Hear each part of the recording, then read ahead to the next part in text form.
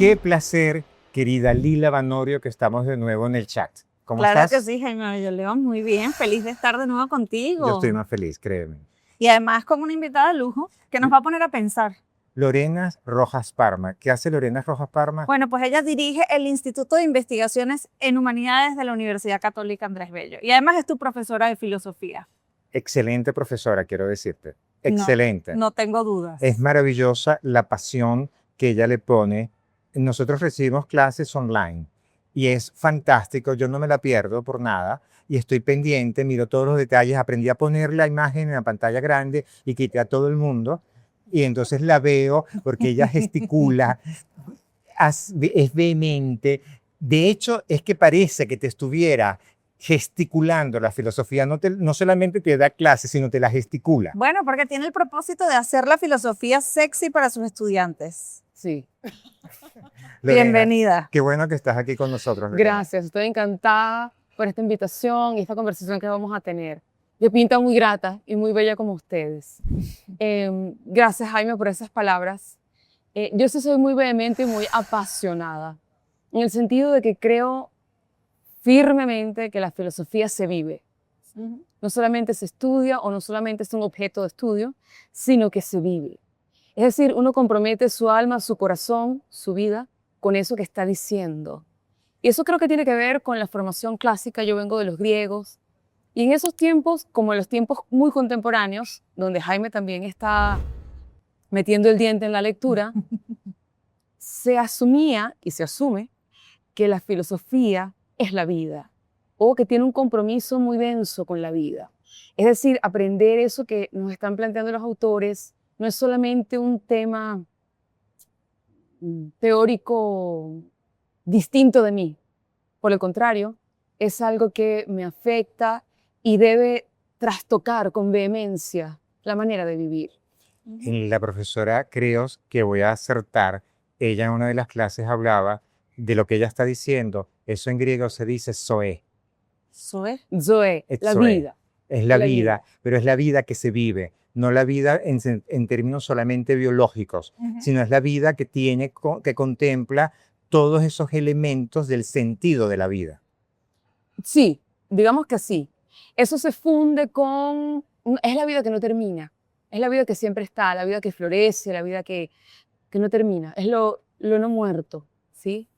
Y que se combina con bios, cuando conversábamos, ¿recuerdas? Que es la vida que cada uno de nosotros lleva, de ahí la biografía, ¿sí? Eso se funde de una manera muy bella y nos hace pensar qué es la vida y qué es la muerte. Un poco lo que conversábamos antes de comenzar.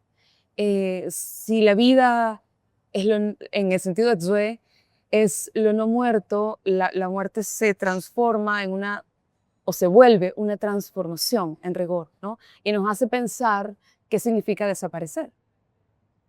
Más bien es transformarse. Yo quiero que volvamos a esto, pero antes, si tú me permites, A ver. querida Lila, quiero hacerle una pregunta a la profe, ¿me lo permites? Claro. ¿Cómo comenzó tu pasión por la filosofía? ¿Cómo llegas tú a decidir, voy a dedicarme a la filosofía? Yo realmente no sé. No tengo una deliberación previa, ¿sabes? Voy a hacer esto. Eso siempre estuvo en mi corazón, eso siempre estuvo conmigo. Y lo escuché y seguí. Y las lecturas fueron una y otra vez orientando hacia dónde tenía que ir. Yo creo que los autores nos ayudan a saber de nosotros mismos, a saber qué hay de nosotros, a descubrirnos. Algunos dicen por nosotros lo que nosotros quisiéramos decir, pero no hemos podido, no hemos llegado a ese lugar de uno mismo, ¿no? Y uno tiene como una suerte de base, por así decirlo, de fertilidad, ¿no? A partir de la cual uno debería sembrar cosas, algo que viene con uno. Y yo siempre he sido así tan del corazón, tan apasionada, que por esa razón yo me puse con mucho cuidado a leer a Platón, que es un filósofo muy apasionado, el padre tal vez del amor apasionado, el Safo, ahí hay algunas cosas que hilar, pero digamos que me fueron develando lo que ya estaba en mí. Creo que hay como una primera intuición, una primera llamada, o que uno escucha y luego se van abriendo los espacios. Ahora, pero tú cuentas que eso fue progresivo y una lectura te fue abriendo un mundo, te permitió descubrir cosas. Y dices que inicialmente tú vienes de una formación bueno, de estudiar a los griegos, los clásicos de la filosofía, pero en estos mundos y los tiempos que corren, ¿cómo llegas al posmodernismo en términos filosóficos? ¿Y qué otros autores y de qué están hablando estos autores que están en vida todavía Mm. pensando sobre nuestros tiempos? Y pongo sobre la mesa a Byung-Chul Han, que además está escribiendo mucho sobre nuestra relación con la tecnología y lo que somos mediados por ella. Sí. Bueno, yo me conecto con el posthumanismo, que es una línea importante de la filosofía contemporánea. Hay más. Esta es una importante. Justamente por los griegos. Los griegos no están en el pasado, eso es historia, no tiene nada que decirme, por el contrario, ¿sí? La filosofía es un diálogo permanente consigo misma y con la vida. Al menos yo no hago historia, yo filosofo, leo, me pregunto por las cosas de mi vida. Y creo que la filosofía siempre da cuenta de su tiempo, hace preguntas de su tiempo. Lo hizo Santo Tomás, lo hizo San Agustín, lo hizo Platón, lo hizo Kant, lo hacemos nosotros, salvando las distancias, ¿no? Me doy cuenta de que estas filosofías tienen mucho en común con parte de la filosofía griega. La retoma, la revive, hay un diálogo nuevo, como nosotros hemos visto en clase, y Jaime está como muy imbuido también en la discusión. Hemos visto que hay puentes, cosas que pensó la aurora de la filosofía siglo VI a.C. están volviendo a replantearse con mucha fuerza en estos tiempos. Llego por allí, digamos, me conecto con nociones que ya estaban en mí, en mis propias lecturas, y veo que están planteadas en el mundo. Y estas ideas contemporáneas de la interrelación, de lo horizontal, de nuestro vínculo con lo verde y también con la tecnología, y de la tecnología con lo verde, y todo esto haciéndonos a nosotros. Esta idea de que el cosmos es inteligente, como están diciendo muchísimos textos académicos contemporáneos, conecta con muchas cosas de la antigüedad que me permiten hacer nuevas preguntas. Yo creo que mi lugar es un poco el mismo, mi sitio, mi época, mis problemas, mi propia alma, el alma del mundo. Solo que ahora la filosofía de este tiempo está haciendo preguntas familiares, ¿sí? Al menos familiares para mí, que vienen de los clásicos. Por tanto, no los veo como algo lejano, como algo superado o algo así. Por el contrario, está todo reviviendo y eso es muy interesante. Todos estamos pensando en la tecnología digital, todos, por todo lo que está sucediendo. Pero la tecnología digital es un tipo de tecnología. Pero la tecnología ahora está en boga con fuerza, pero digo ahora. Pero podemos hablar de ella desde Heidegger en adelante y podemos mirar de Heidegger hacia atrás y pensar en la tecnología en general y lo que nos humaniza la técnica, lo que nos pertenece, cómo nos pertenece. Y bueno, uno toma decisiones, uno puede ver la tecnología digital como algo terrible o pernicioso o raro, lo que es muy raro al mismo tiempo porque somos nosotros mismos haciéndola, ¿sí? O como dice Francesca Ferrando, permitamos entender a la tecnología como algo que surge también en la existencia, que comparte la existencia con nosotros o es una extensión de nosotros. Allí yo me quiero detener.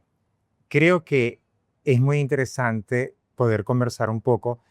Lo que a mí me motivó a meterme a leer más de filosofía y a estudiar la maestría, y a tener la dicha de tener a Lorena de profesora, es justamente cuando me doy cuenta que desde el punto de vista ontológico, desde el punto de vista de la condición del ser, algo que uno tenía asumido como separado, este ser es de esta manera, este ser es de otra manera, y no se mezcla y no puede ser de otra forma, pero en este momento hay pensadores como Francesca Ferrando que dicen tranquila y plácidamente, con una pluma muy atractiva y con una aproximación que te deslumbra, ojo, somos todos lo mismo. Y si somos todos lo mismo, uno pudiera pensar inclusive qué sentido tiene la guerra, qué sentido tiene no entender al otro, ¿Por qué tenemos que estarnos separando en unos compartimentos que en el fondo no tienen ningún significado? Exacto. Pero- Exacto. ¿Qué necesitas tener como actitud o como característica para poder hacerte esas preguntas? Porque no todo el mundo está dispuesto a quizás cambiar una idea preconcebida, a desmontar un prejuicio, a quizás buscar un ángulo distinto para analizar las cosas. Sí, bueno, ya eso es como una condición de cada uno, el tener la sensibilidad por la pregunta, ¿no? Eh, Esto que dice Jaime es muy bello y que es como el core de todo el poshumanismo, ¿no? O de estas filosofías. Todo es lo mismo. Y ellos además tienen un diálogo muy cercano con las ciencias, con la mecánica cuántica, con la microbiología. Digamos que tienen ese respaldo, como decía yo hoy en clase, para dialogar. Y hoy sabemos que la composición subatómica de todos es la misma. Somos lo mismo en un punto. Exacto. ¿Qué sentido tiene la guerra? ¿Qué sentido tiene la incomprensión? ¿Qué sentido tiene las divisiones que empiezan a develarse, incluso con evidencias científicas, empiezan a develarse como creencias, como cosas que nos inventamos nosotros, como cosas que no tienen por qué dirigirnos la vida? Ahora, todos tenemos la disposición a hacernos preguntas y a quebrar certezas, no. No todos tenemos esa disposición. Y eso es muy lamentable, ¿no? Por eso yo creo que ser persuasivo en el sentido de mm, tomo en cuenta tu opinión, te escucho, pero mira también las cosas de esta manera, es importante. Ser persuasivo en ese sentido. Invitar a la gente a hacerse preguntas, invitar a la gente a leer cosas que cambian el horizonte, cambian las posibilidades de relacionarse con los demás, con lo demás. Cambia la posibilidad de relacionarte con un bosque y entender que el bosque es una cosa sumamente compleja, que tiene una red de micelios que funciona como una red digital, que te ves allí y te preguntas, Y eso no te abruma. no, al contrario, me alivia. Eh, Me siento parte de todo, nada me es extraño. Al contrario, más bien, más abrumada me siento si estoy en una burbuja ontológica, no sé cómo decirlo, cerrada.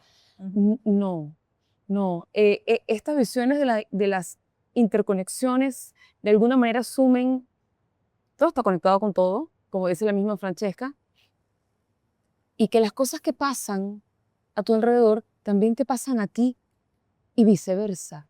Esta resonancia con las cosas puede ser muy grata y muy reveladora de ti misma. Y fíjate que es muy interesante, una de las cosas que más me ha sorprendido a mí, que en las lecturas de los presocráticos, ella hablaba de la aurora de la filosofía de una manera metafórica hermosísima, pero en esos primeros filósofos hay una coincidencia con los filósofos actuales. Exacto. Es decir, para esos filósofos no existía esa diferencia entre el ser y otros seres, es decir, el ser era uno solo. Sí. En la noción de Dios que se podía tener era inclusiva, no era una noción que separaba. Y eso es muy interesante porque tú dices, bueno, ya va. Entonces, ¿qué pasa con Platón? ¿Qué pasa con Aristóteles? ¿Qué pasa con Descartes? ¿Qué pasa con todo lo que nos enseñaron? Bueno, resulta que te lo puedes preguntar.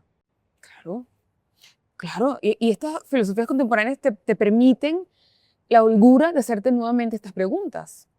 Ya no hay como grandes verdades que no se examinan.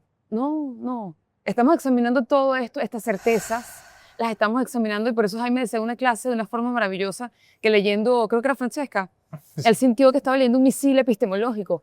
Bueno, es eso. La imagen para mí fue esa. Yo terminé de leer unos párrafos de la señora, los estaba leyendo en inglés y ella debe ser que yo no estoy entendiendo, déjame volverlo a leer con calma. Y la sensación que yo tuve, bueno, esta señora acaba de bombear, de destruir todo lo que yo tenía en mi universo como claro y distinto. Exacto. Pero yo no me sentí abrumado, fíjate, al contrario, yo dije, qué fascinante poder entender que puede haber otra mirada y que esa otra mirada tiene sentido y que además se conecta con cosas cotidianas, porque yo quizás voy a decir algo que es muy vulgar y me corriges Lorena y tú también Cuidado con Lila, las vulgaridades, Jaime Bello. no te preocupes que me voy a cuidar, pero voy a tratar de no ser tan Tengo vulgar. miedo. Pero fíjate tú, uno a veces no habla con sus mascotas, con una extensión de uno de los seres queridos, y eso no lo lleva también a veces al carro, al disco preferido, a la mata preferida, Sí. a la casa. Y en el fondo, es que a lo mejor en el fondo compartimos una esencia y por eso nos importa.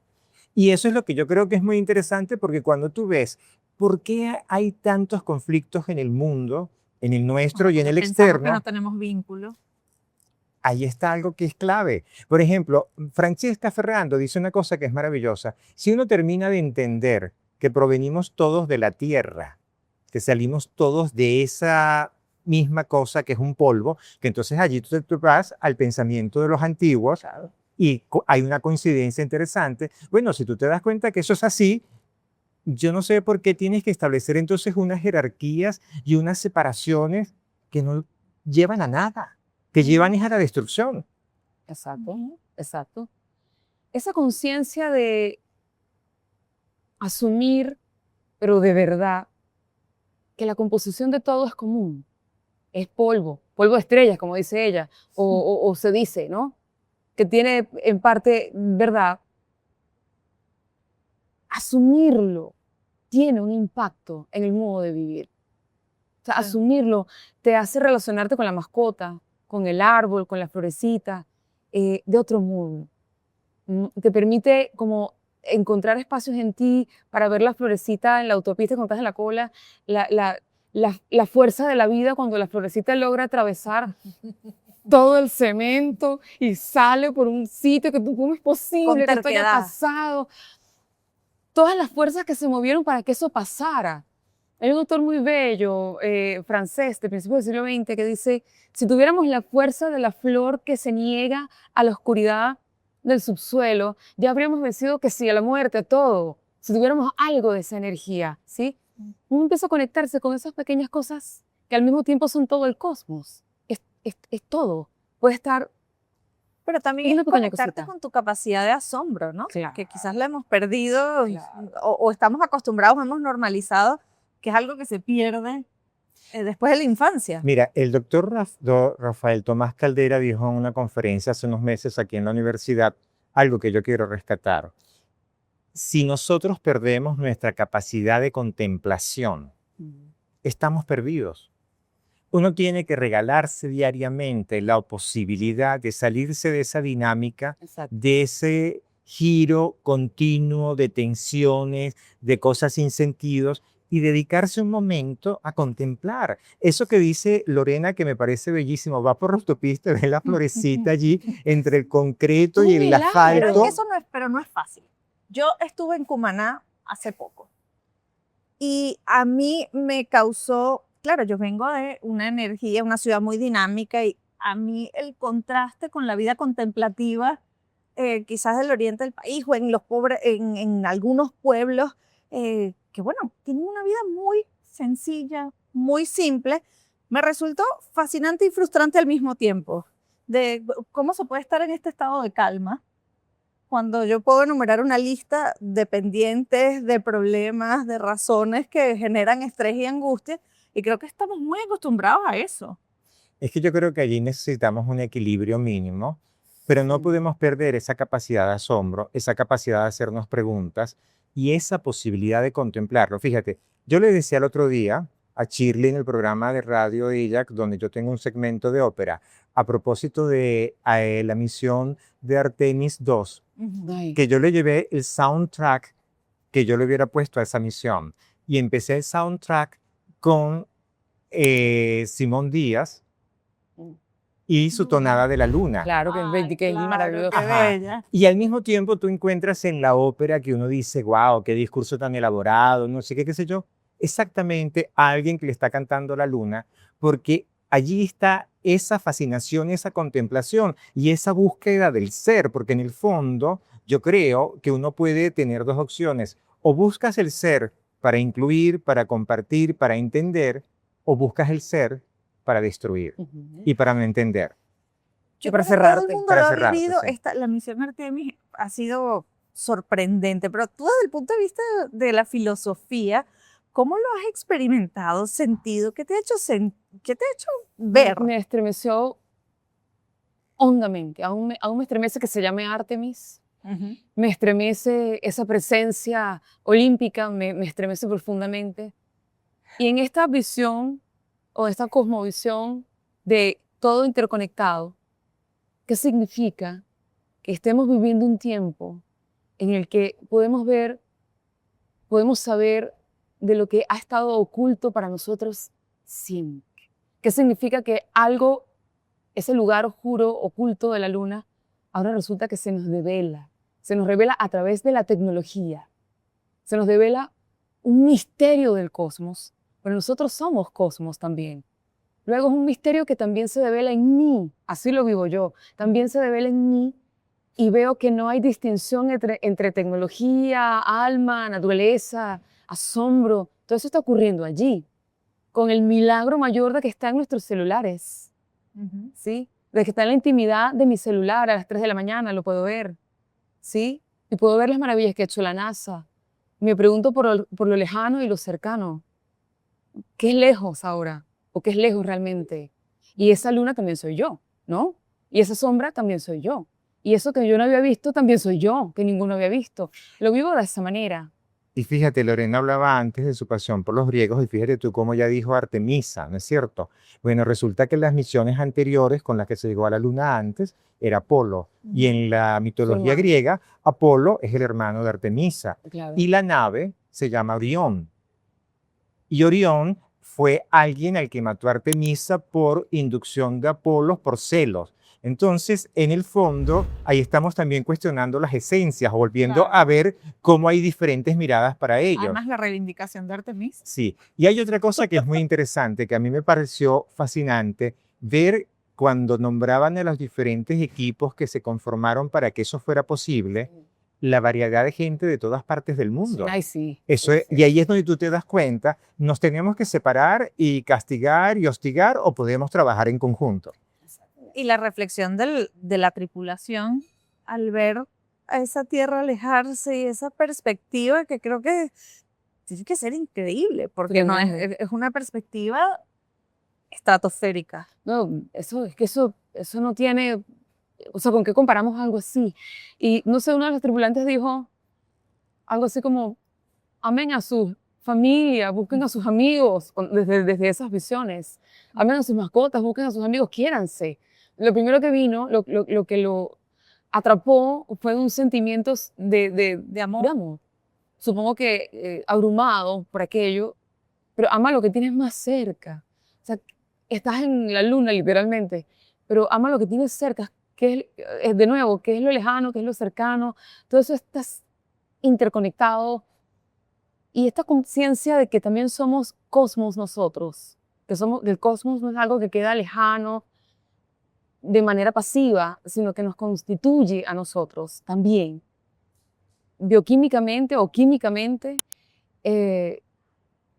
pero también, como mencionábamos antes, el sentido del cosmos tenía que ver en griego con la vida cotidiana, con la propiedad, con la honradez, con las virtudes, con la manera como te comportabas. Yo decía, por ejemplo, el verbo cosmeo tiene más que ver de cosmética, tiene más que ver con el uso de cosmos antiguo que el universo, lejano, que es una invención romana, lejano, pasivo, como que no tiene que ver conmigo. Sí.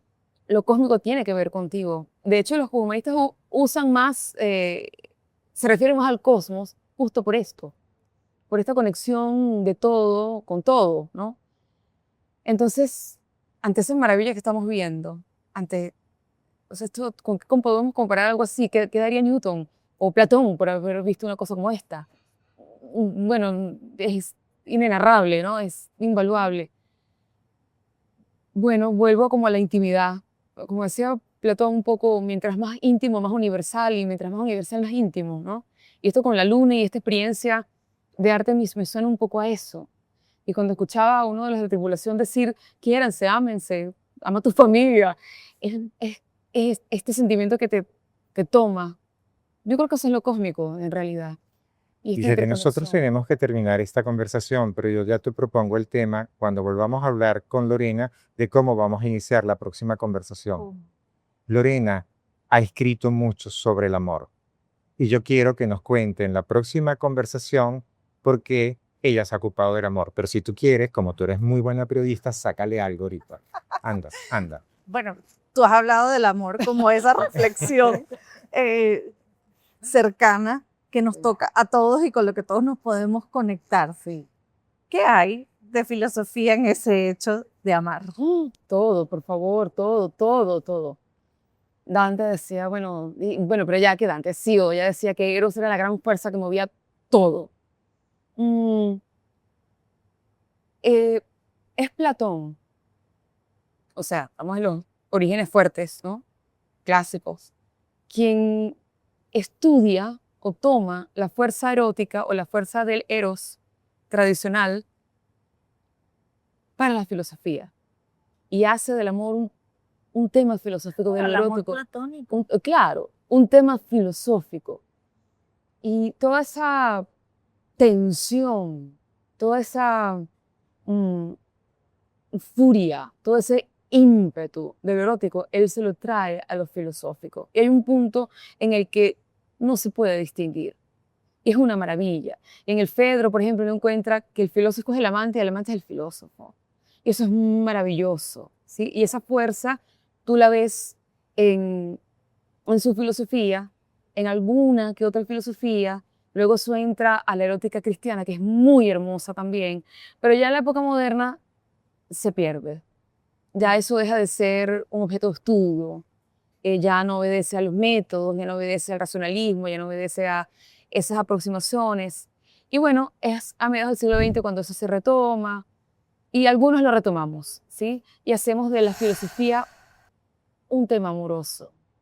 Ya tienes allí un aperitivo de lo que va a ser la próxima conversación con Lorena, que se va a dar pronto. Y yo quiero decirte, si me lo permites, Adelante. que decirle a Lorena que uno te oye, Lorena, y no hay manera de que se fascine. Ah. ¿No te parece, Lila, o estoy exagerando? No, la verdad es que la vehemencia, o sea, es increíble escucharla hablar de temas que suenan en principio tan etéreos, tan alejados de lo cotidiano y darse cuenta de que son tu esencia. Es De así. que todos podemos hacernos esa pregunta. Lorena Rojas Parma, gracias por haber estado con nosotros en el chat. Y gracias a ti, Jaime Bello León. Gracias, queridos amigos. Fue con la profesora Lorena Rojas Parma, con Lila Banorio Y con Jaime Bello León. Chao.